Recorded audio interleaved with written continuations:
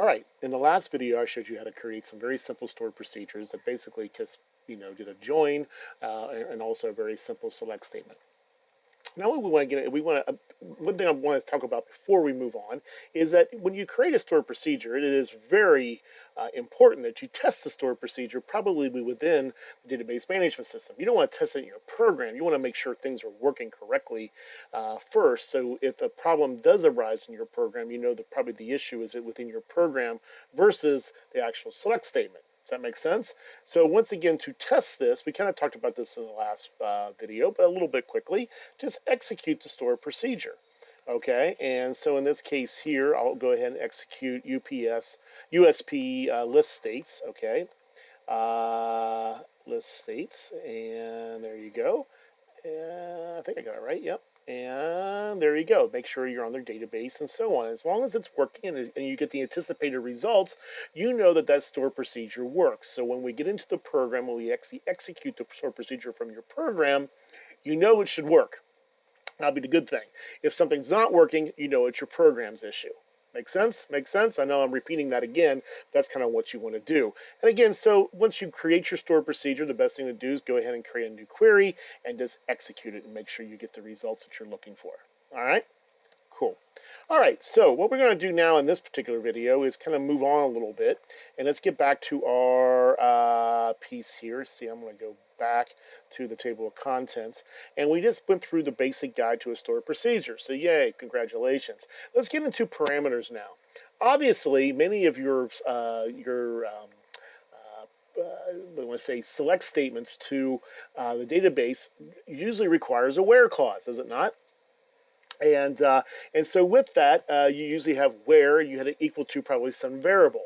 Well, we can do the same thing in a stored procedure, and what it's called is a parameter. And to write a parameter requires a little bit of work. Not that much, but a little bit of work anyway, where we sit back and we have our little things we had here, and here we now have a parameter in this case, where we say select from where and so on. What we're going to do is pass the parameter, pass data to the stored procedure. It's going to look very similar to how you pass data to a procedure, programming procedure. Not quite the same, but literally it's the same idea.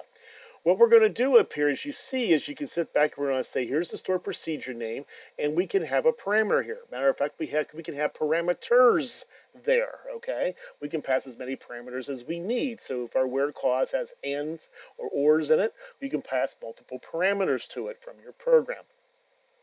Make sense? All right, so to do that, what you do is open bracket and you basically define the parameter. Usually we preference each parameter with an @ sign and whatever the name is, and you have to tell it what kind of data type that is. All right, so let's go into this a little bit. Again, you can read all the way through this if you like to kind of get an idea how this all works. Here's one with 2 parameters, as you see, and so on, okay? And so we can kind of get into this. Let's go ahead and do one ourselves here, all right? So I went ahead, let's see if I can find it here. There you go. Where I have one right here where I'm going to create a brand new stored procedure called USP student list by state and race. Okay. And I'm going to have this stored procedure requires a parameter to be passed to it. So if I'm going to use this in my program, I'm going to have to pass a parameter to it or it will error out. Okay, and again, we'll get into how we call these stored procedures from our programs in the next video, I should say. Okay, so how we create the stored procedure is just this: you got to define it and you got to tell it what kind of data type it is. Decimal is probably an obvious one there. I provided you another resource that's under in this week's resources pertaining to this that gives you all the possible data types that you could have in a stored procedure. All right, you can see there's quite a few. It kind of keeps going and going and going. So for the most part, as you see here, double, single, decimal, and so on, all works fine. I wouldn't go crazy here. Probably keep things with integers, dates if you have one.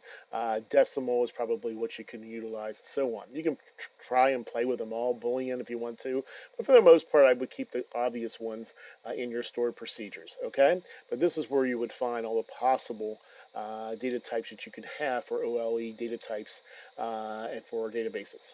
Make sense? And again, I provided that to you under resources and you can take a look. All right, so let's get back to here.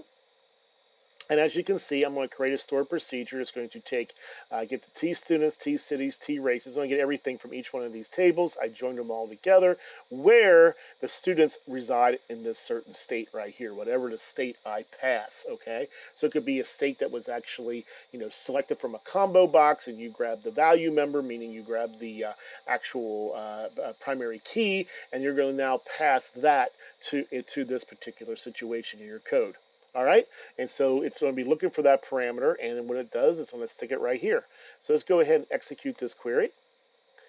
Do I already have one in here? I already have one. Let's see. I'm going to rename this for sake of simplicity. That's what I got an error because I already had one in there. So now I have student list state race. Okay, that's all beautiful. Once again, it all works fine. If I step back and executed this, let's go ahead and test this. Let's go ahead and bring up a new query. I'm going to say execute, and I do this here. Let's go ahead and execute. And as you can see, it's going to give me an error because it says, I'm expecting a parameter, dude. What the heck's going on?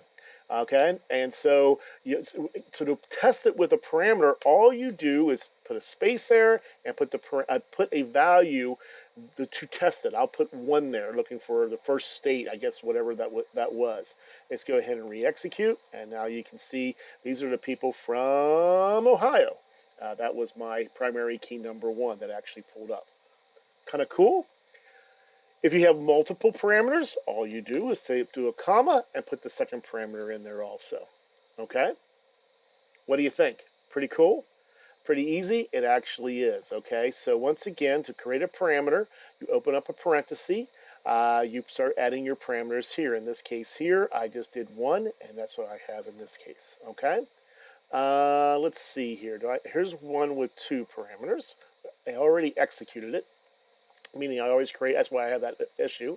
And here's one with state ID as integer and race ID as integer. Okay, so I'm going to be passing 2 parameters in. Make sure you have the open bracket and the closed bracket in here somewhere. Okay, or it's going to give you an error. All right, in that case here, I can probably bring this up a little bit higher, and so on. And in this case, I'm looking for both of them right here, where the int state ID equals this, and so on. Once again, what we're basically doing is taking those inline queries you've already done, okay, and replicate them as a stored procedure, cutting and pasting them. This is not hard work. We're just putting them there, and if you had parameters in your where clause in these things, this is how you create that stored procedure. And once again, I'll show you how to call it from an actual program and pass the parameters to it to make it all work as we go through it. Pretty cool? Good, good, good, good, good. All right, and so that's where we're at with this. So I have this one right here. I already executed it. We can go ahead and try to test it. And I will do this again and say execute and this. And it's going to be looking for 2 parameters. And so as I told you before, I'll just do 1, 1, see if that works. And it does. It brings back everybody from Cincinnati, Ohio. And my race is African American. Okay, and there you go. That actually worked perfectly. So I passed 2 parameters to it that actually said, go get me everybody from Ohio who is African American. And that's a list that came up. What do you think? Pretty simple? Once again, so these are very simple stored procedures. I hope you're getting the idea of why we're learning these and what the purposes are. We're basically putting this now on the database, so all you have to do is write it 1 time and go from there. I think you're going to be shocked at how easy it is to execute these from your actual program and going through there. All right? So there you go. Beginning of stored procedures, not too bad. Next week we'll get into how to do inserts and updates and so on. All right, with these. But right now we'll keep it simple and just do select statements this week, so you can kind of get used to this.